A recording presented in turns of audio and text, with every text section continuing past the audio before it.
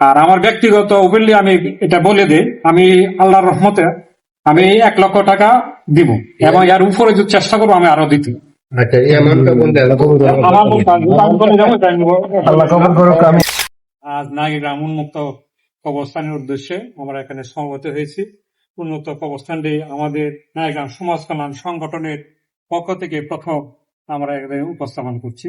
সাব্বির, আমাদের নাগিগ্রাম সমাজ কল্যাণ সংগঠনের সভাপতি সাব্বির এবং সাধারণ সম্পাদক ইতালি প্রবাসী বকুল এবং দুবাই প্রবাসী আলামিন। আবার সংগঠনের অনেক সদস্য আছেন। সবাইকে নিয়ে প্রথম আমরা আলোচনা করেছি কিভাবে কি করা যায়। তারপরে আমরা একটা নাগিগ্রাম উন্মুক্ত অবস্থানের জন্য সমস্যাগুলো সমাধান করার জন্য আমরা এই ব্যবস্থা নিতে চাচ্ছি, যাতে একটা কবরস্থান হলে আমাদের নাগিগ্রামের কবরের সমস্যাটা যেন সমাধান করা যায়।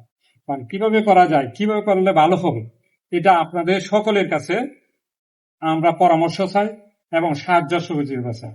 এটাই সে প্রথমত। আর আমার ব্যক্তিগত অভিমত, আমি সর্বোচ্চ চেষ্টা করব আমার ব্যক্তিগত ফান্ড থেকে আমি যাতে এটা সাহায্য সহযোগিতা করি।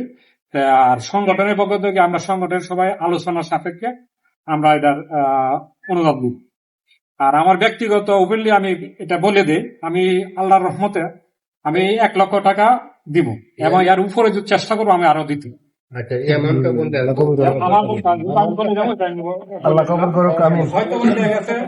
আমি এই কথাটা বলতাম না, বলার কারণে আমি আজকে আমার কথাটা বলার পক্ষে অনেক একটু সাহায্য, তাদের মনে একটা সাহস আগ্রহ আসবে। কেউ 5,000 দিব, কেউ 10,000 দিব। কারণ টাকাটা সবচেয়ে বেশি বিষয় হলো টাকাটাই এটার মূল চাবিকাঠি।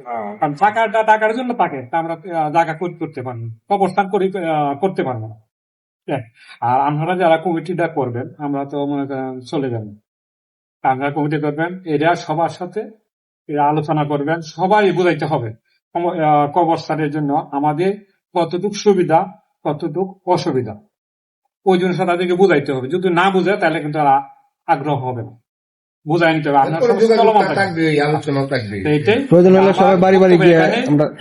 আপনারা দোয়া করলেন, এই জন্য আমি বলে দিলাম, আপনারা বাকিরা চালিয়ে যান, আমরা ইনশাল্লাহ করবো। ওয়ালাইকুম আসসালাম।